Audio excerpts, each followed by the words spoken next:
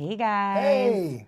Oh my God, Harvey Weinstein. Dude, This story. Keeps I don't, going. guys. I don't see myself before we go up. So just to let you know why I always fix my stupid hair before I get up here because I don't see that it's sticking out.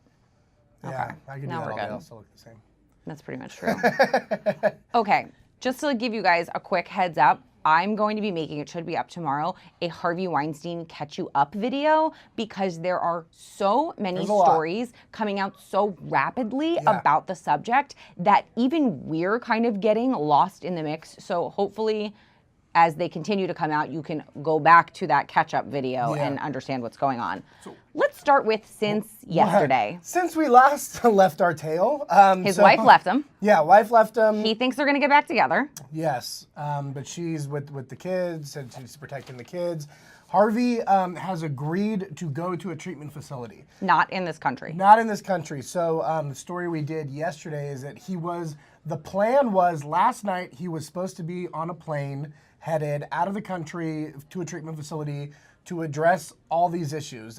His team sat with him for a long time. Apparently they spoke with many specialists and they advised him this is what you need. And apparently he made the decision that he wants to do this. So don't know where this treatment facility is supposed to be, only that it's out of the country, which is a little odd, but any help. I mean, maybe he's trying to get away from the us's of the world who are trying to report the story. So the further you get, the better. Yes. So along with that, he has also like in Antarctica where there are no paparazzi. Yes, or women.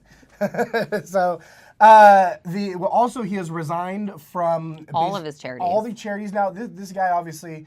We were talking about all the horrible stuff he's been doing lately. He has done a lot of good work with charities, but he doesn't want to kind of muddy the waters, per se. So let's take out the one good, decent thing about you as a human being. So he stepped down. He stepped down from the board of the Robin Hood Foundation. He's also big with AMFAR. He's worked with a lot of charities in the past. He has pulled back from all of those. What's interesting is one of the Democratic organizations, because he's big in the Democratic Party, they announced last night that all the contributions he's given over the years, which is thousands of dollars, so much money, they're giving to women's organizations, which I think is a great move. Absolutely. Okay, so we've hit. Just out of curiosity, where are you at with the treatment facility, in your opinion? I'll give mine. What do I think? What are you getting treated for? Being an a-hole? I think if he has a sex addiction is a legitimate thing. Now we don't know if sounds like he's a power addiction to me. Yes, I think from reports out there that he has a lot of issues with issues with anger and power and sex. So I'm guessing it's going to be a combination of all that. Now we were told from people that were kind of very involved with the discussions that his team was having yesterday that they kind of sat him down and they said that they want him to get diagnosed, that they believe that there may be something actually wrong. They want him to get diagnosed and then they can put him, and even whatever, at the facility you go to, there's usually different programs you can kind of get into. They want to make sure they find whatever program is best for him. Now the reason I think he's doing this is obviously because he's trying to save his company, or he's trying to save his position in his company. And also, there may be more issues going down the road that he's trying to get in front of. And obviously, I think in the Crisis 101 handbook, going to rehab is the first step because it shows that he's being proactive, that he's realizing there's an issue, and that he's trying to get ahead of it and treat it. And maybe there is an issue. Yep. I think he's just a jerk who has way too much money and way too much power. Could be both, by the way. Could be both. But there is something that just seems so off, and maybe there is an answer to why his life is so diametrically opposed to each other. I mean, you hear he created charities for female directors and gave a lot of money to liberal causes, and like you said, the Robin Hood Foundation. So you hear someone like that, and then you find out that they're allegedly abusive to anybody with a vagina, pretty much, that crosses his path. Yeah. So these sound like two very different kinds of people. So maybe there is something. I agree. Off. I agree. Let's keep going with Harvey Weinstein. Let's keep going. All right. You want to do? He has hired a criminal team. Well, yeah, I don't want to say hired. So he's actually brought on a criminal defense team now. I guess advising would be a good word. Correct. So not just any criminal defense team, that this is like the criminal team. If you are worried about going to jail, prison, anything, you get them. Blair Burke and David Chesnov. If you've heard their names before, it's because every gigantic criminal case involving a celebrity over the past decade, they've been involved with. Do you have the list of who they? I don't have the list of who they've worked with, and more importantly, I put the list of why he's scared that. Well, that's just interesting. But let's just say they've worked with Britney Spears, Bruno Mars, Leonardo DiCaprio, Mel Gibson, Paris Hilton, Lindsay Lohan. Everybody's been arrested in Hollywood. Gamut. The reasoning is interesting. If you want to touch on that. So the reasoning is interesting. We talked a little bit about, I think we did, about the New Yorker piece that came out yesterday that was exposing some allegations that written by Ronan Farrow that they're actually calling rape allegations. Yeah. There were 3 women in particular. There were 3 women in particular. 2 of them have come out publicly in the piece to describe what happened. The third is anonymous in not only name but also in the actual allegations are kept, the details of which have been completely kept under wraps. So in this piece, they allege some very, very serious sexual misconduct. And we looked into it, and sexual misconduct is different than rape, first, second, or third degree rape in New York, where these incidents have occurred. And of course, you heard lots of other incidents occurred in California. But those incidents do have a statute of limitation. They're 2 years. And so in that case, the statute has already run its course. For the first 2 women. For the first 2 women. However, the other incident that we don't have the details on, we don't know if that could come under any of these different laws in New York. So there is a real concern that if this person comes forward, maybe not publicly to the media, but comes forward to authorities, that he could be held criminally liable for assaulting her. Yeah, allegedly. Yes, and also we're told that the team has also contacted Miramax, which is the company he used to own, and basically requested all their PR file on him for all the issues with sexual harassment, allegations, settlements, or what have you. We're told they've reviewed that and they feel that there's nothing that rises to a criminal level. So it looks like this New Yorker article, this unidentified person, is kind of really what they're worried about. Is if she chooses to come forward, could open up a huge can of worms for him.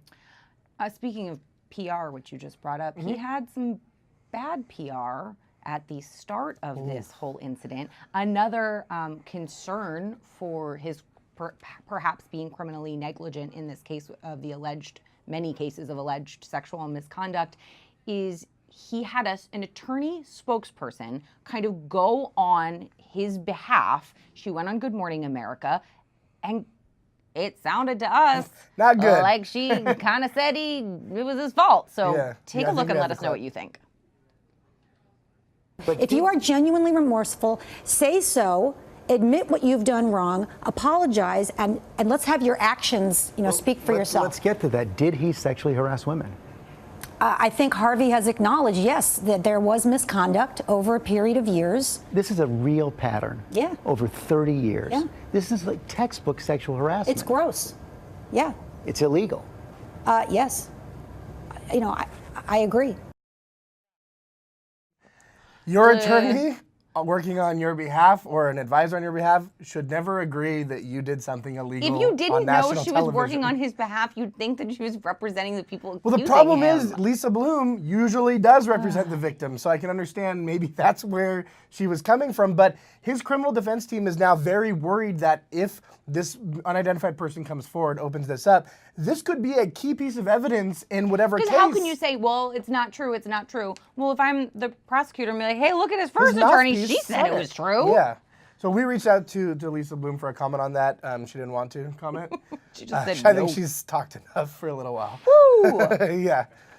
In the mix of all of this, which is why I'm doing your catch-up video so you know what the heck is going on, another actress came out with more allegations. Cara Delevingne posted on her Instagram about her situation that she's alleging went down with Harvey Weinstein. It happened quite a few years ago. She's still really young. So this is not your 20 years ago, your decades and decades ago. This was in the recent history. She said that Weinstein had called her and asked her if she had slept with any of the women she was pictured with in the media. She described the phone call as odd and weird, really uncomfortable. First off, right? Which is first phone call you've had with really someone weird. asking about sexual encounters with people that they've been seen in public with. Like, Also, why do Cara you care? Delevingne, I feel like on the whole is pretty open and honest about her sexuality, which she has every Yeah. right to be or not to be if you choose not to talk about it. And certainly not your business, Harvey Yeah. Weinstein. So then he said to her that in her post, she writes, quote, said to me that if I was gay or decided to be with a woman, especially in public, that I'd never get the role of a straight woman or make it as an actress in Hollywood. I feel like this is like the stereotypical thing that you think a producer says to somebody. Right. You'll never make it in Hollywood. It's like who says that to somebody? Right. It's unbelievable. And also there are plenty Yeah. of actors and actresses of a variety of sexual orientations are that very play successful. a variety of roles because that's their job. Yeah. So it gets even worse. So then she says, You don't start killing people, you'll never get those roles as yeah, a the murderer. Yeah, it'll never happen. They're actors. So then, but it's even worse. So then she says, a year or two later, she actually has a meeting with Harvey at a hotel for a Can prospective you imagine role. her going into that meeting like, oh, this And guy. it's horrible because a young actress, she wants to be successful. This is her craft. She wants to pursue this. You get a call saying you're going to be in this movie, and who's the producer? Harvey Weinstein. You're like, you can't turn it down because you know that it could affect you later roles, but you know what's coming. Like, you know what your first encounter with him was. So she says that there was a director there. He eventually left the meeting. Harvey invited her up to his hotel room, as we have heard these other actresses claim. And she said no. Said no. And he's very persuasive. again, she notes something that a few things that are very common themes in these Harvey Weinstein allegations. The hotel. Yeah. Did the man like write off his hotel Yeah, suites that- as his he's office? at hotel a Go lot. to your job. Yeah, we like- have to be here. Yeah, or just Go to your stop office. at the hotel. Stop with the hotels, you crazy pants. So apparently he gets her up to the hotel, and she claims that there's already another woman in the room waiting. And what I think is fascinating is that she says she felt safer. You know, Yes. she said, well, what I wanted to say, the other thing is the people in his world that were complicit in helping these events allegedly occur. She Yeah. said in her post that there was an assistant that she turned to and said, hey, is my car here? Because she wanted to get the heck out of Dodge. And the assistant basically said, it's not going to be here for a little while, allegedly. Go head up to his room. So it's like you have these people in his world that are really these It's lackeys awful. that I'm sure are, probably harassed by him, bullied by him on a regular Yeah. basis and terrified of losing their jobs. And know what his plan is all Of along. course, and probably feel complicit and horrible and the same type of, she described it as powerless and scared. I'm sure the employees Yeah. probably felt the exact same way. Yeah. But she went up and like you said, there was another woman in the room and I found that really fascinating that she went in, she saw her and she immediately felt a little safer. Like, okay, Yeah. there's someone else here, not a big deal. Until he got very creepy and she said that he asked us to kiss and the woman started making advances and Cara Delevingne, not knowing what to do, started singing. Which is she was like, hey, I can sing. I'm going to treat this like an so audition. uncomfortable, and you're just like, get me out of the situation. Which I think is a brilliant move. She Yeah. tried the first thing that pops into her head to just be like, let's stop whatever's happening Yeah. from happening. Then she said he walked her to the door and tried to kiss her on the lips. Gross. She stopped and managed to get out. This, I found her language and how she posted this really interesting, and it's very indicative of what a lot of the other victims are saying. I was listening to the Daily podcast with the New York Times this morning, and one of the victims was on, and she tried to articulate the manipulation of safe, not safe, that he Yeah. would make you feel, where he'd be very, allegedly, very, very pushy, and then do something that made you feel safe. And Michael Barbaro, who she was talking to, it took him a minute to kind of wrap his head around the way that works. But as a woman, I get that. It's like, Yeah. so some guy, X tells you to come into this room and you're uncomfortable, but you go in and his kids are there. You're like, okay, that's okay. So Cara Delevingne's illustration of that, you can see how he was with the assistants. That's all totally normal meeting. Then everybody leaves, come to my room. Then there's someone there. Then she wants to make out with you. It's this push and pull of manipulation that's really confusing. What I found even, and just so sad, is she writes that she got the part in the movie, but she never felt like she deserved it, and that it bothered her the whole time, and she'd kept quiet because she felt guilty, and she felt that she didn't want to hurt his family, and that's such a Breaks my heart. a common theme you find in victims of this, is they feel guilty and they don't want to bring anything to light because they're worried about the consequences for the people around that person, and it's just unfortunate, but she's sharing her story now. She's coming forward, which is the floodgates good. are open, Yeah. and it's awful that all of this is happening, but the more people that are comfortable opening up about it, this is how change is, how we affect change. Yep. Let's talk happy things. Yes. Kate Middleton. Kate Middleton did not get sexually harassed by We Harvey don't know Weinstein. that. Well, as far as we know. Don't know that. As far as we know. Good Lord. But Kate Yeah. Middleton is out and about. It's the first. Look how cute she is. She's pregnant. Adorable. She is the teeniest, tiniest, littlest baby bump. There it is. Teeny tiny bump. This is the first time we've seen her out since she's announced her pregnancy because you have a child, and so you know that pregnancies are tough. She has the severe morning sickness where she's basically on bed rest, and this is her third pregnancy. Well, that's why every time they had she's to announce so the sick. pregnancy because she was canceling events because she was so sick from this. So I'm so happy to see her looks great. out and about and not throwing up. It's kind of funny. So my wife is pregnant, and actually very similar in time to Kate Middleton. And I got home last night, and she goes, "Did you see Kate Middleton? The baby bump." She's like, "Oh, we're kind of due around the same time." And I was like, "Oh yeah." And she's like, she had some choice words to say about how she looks. She's Kat, I'm sorry, you look beautiful. Kat's beautiful. You're very beautiful, but she's not happy with how Kate. She's like, she looks great, wonderful. Let's change the subject now. She does look great. We also this event was on. Okay, I don't know how everybody else feels, but I love me some royals. I love them so much. This is an event for the charitable initiative that Prince Harry, Kate Middleton, and Prince William have started called Heads Together. This was an event on World Mental Health Day. I wonder if she was even feeling all that great, but just maybe pulled it together to come together for this incredible event, for this initiative that they started. And we also have these amazing pictures at the same event of Prince Harry. Was this where he's with the dog? Snuggled. He snuggled a rescue dog, or It's not a adorable. rescue dog, a service dog who clearly says, "Please don't I distract know. me." It's like the dog is. Look at how happy the dog is. This poor dog hasn't been touched by anybody in so long because he's a service dog. So he's just like, I love everybody so much. Like how stinking pretty cute adorable. is that? And I love this initiative. We have all these posts on, of course, on the Blast. But if you go, we also have links to their charity, so you can learn more about it if you want to. And so I love them, That's all great. of them. Talk about Harry Potter before we go. Yeah, this is Since the I best story so of the judged day. you for nerding out about Star Wars yesterday, and now Great. I want to nerd out. Yeah, but about I Harry love Harry Potter. Potter too. I was very excited But you're about a nerd, this. I just know. like as a general Super rule. nerd. I can't help it. The Harry Potter house. Harry's childhood home is for sale. He didn't have a lot of good memories there. No, Voldemort tried to kill him, and he killed his parents. killed his parents. That was unfortunate there, but it's for sale. Yeah. Look at how cute it is. So this was the cottage, which they call a cottage. It's 6 bedrooms. It's enormous and Big belonged to cottage. some like very wealthy family in England, like I back think, in like, English people always the day. downplay everything. Like it's just a little cottage. No, it's huge and gorgeous. Yeah. But it served as Harry's childhood home in Godric's Hollow. Yep. That's where he was. The whole incident happened with the Dark Lord, and then Where he got the scar. where he got the scar, and then in the final, we actually saw it in the final. Was it in the first? I think it was in the first Deathly Hallows. A movie where Yeah. he and Hermione go and they walk around and they find it, but it's for sale and it costs a lot of money. And it's not destroyed like in the movie. Right. But I wrote the post as if it was pretty great. actually.